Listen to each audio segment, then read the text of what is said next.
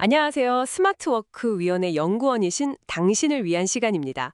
오늘은 위원회 분과 운영 계획안, 그리고 최근에 있었던 첫 회의 내용들을 좀 깊게 들여다보려고 해요.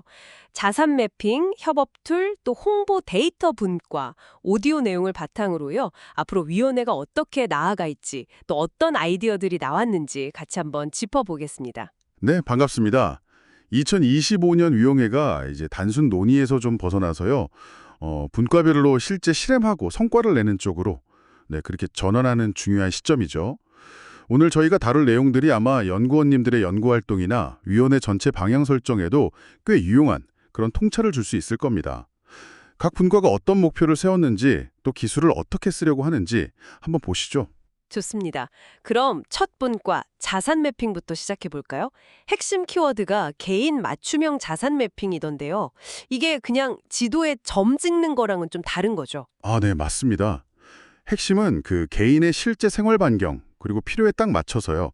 시설이나 서비스, 상점 같은 유용한 자원들을 발굴하고 이걸 연결해주는 그런 시스템을 목표로 하고 있습니다. 예를 들면 사용자의 동의를 얻어서 웨어러블 기기로 실제 이동 동선을 파악하는 거예요. 아, 실제 동선 데이터를요? 흥미로운데요? 네네.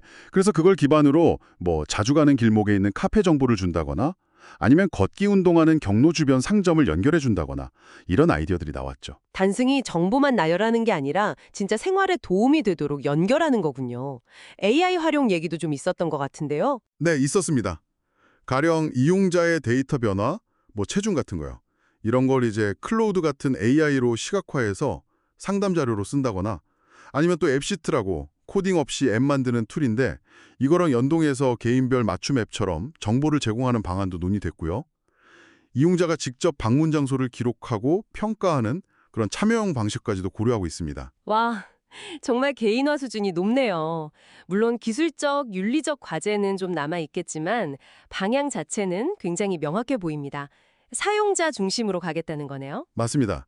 초개인화된 지원, 이게 핵심 방향성이죠. 자, 그럼 다음으로 넘어가서요. 이번엔 조직 내부 효율성을 높이려는 협업 툴 분과 얘기를 해보죠. 여기서는 슬랙하고 노트북 LM, 이 두 가지가 핵심 도구로 언급됐어요. 네, 그렇습니다. 장기적으로는 전 직원이 슬랙을 좀 더 활발하게 사용하도록 확대하는 게 목표고요. 단기적으로는 노트북 LM 같은 좀 특화된 AI 도구의 효과적인 활용 사례를 발굴하는 데 집중하고 있습니다.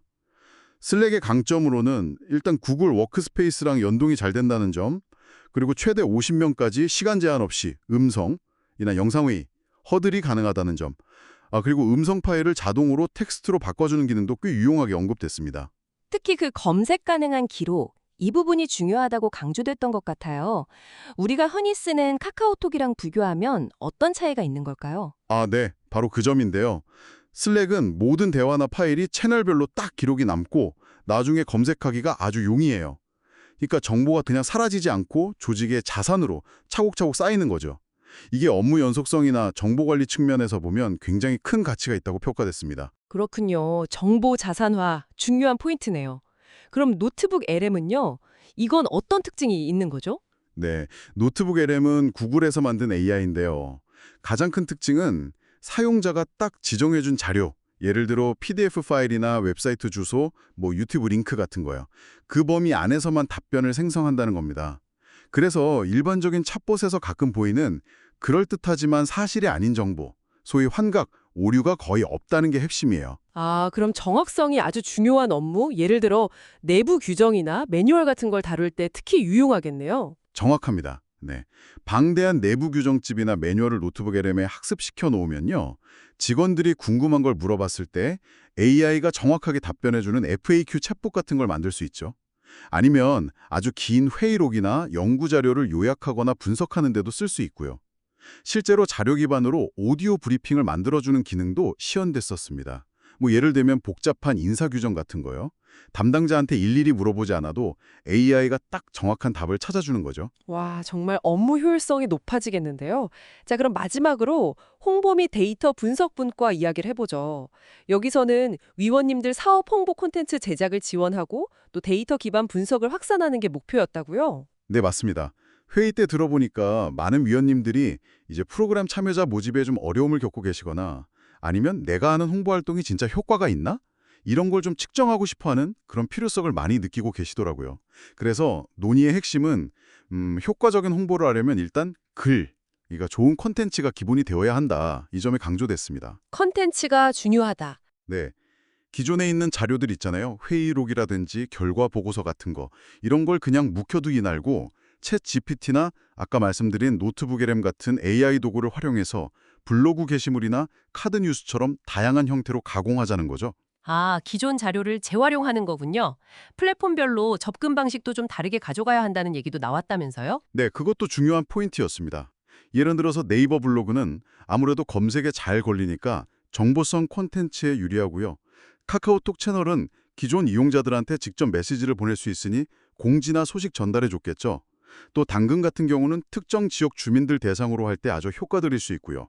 유튜브는 조금 더 깊이 있는 전문가 대상 영상 콘텐츠에 활용될 수 있다. 이런 분석들이 나왔습니다. 채널 특성에 맞게 전략적으로 접근해야겠네요. 컨텐츠를 만들고 확산하는 것만큼 그 효과를 데이터로 확인하는 것도 중요할 텐데요. 그럼요. 네, 데이터 분석의 중요성도 아주 강조됐습니다. 카톡 메시지 보냈을 때 몇 명이나 클릭했는지, 블로그 방문자는 어떤 검색으로 얼마나 들어왔는지, 이건 구글 애널리틱스 같은 거 쓰면 되겠죠. 당근마켓에 올린 홍보글 조회수가 얼마나 나왔는지, 예를 들어 어떤 나들이 프로그램 홍보글이 400회 조회됐다. 이런 구체적인 수치를 파악해야 어떤 채널, 어떤 콘텐츠가 효과적인지 알 수 있다는 거죠. 그래야 개선 방향도 잡을 수 있겠고요. 맞습니다. 그리고 요즘 또 퍼플렉시티 같은 새로운 검색 AI들이 많이 나오잖아요. 이런데 잘 노출되려면 글쓰기 방식이나 키워드 활용도 좀 고민해야 하고요. 미리 캔버스 AI 같은 도구로 이미지 만들어서 컨텐츠 질을 높이는 방안도 얘기됐습니다. 그리고 좀 현실적인 조언도 있었는데 처음부터 너무 완벽한 질을 추구하기보다는 일단 꾸준히 발행하는 양이 중요할 수 있다. 이런 관점도 나왔어요. 네, 정말 다양한 논의가 있었네요.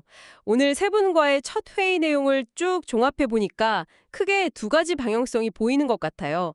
하나는 외부 이용자를 위한 초개인화된 지원 강화, 다른 하나는 우리 내부 조직 운영의 효율성 극대화.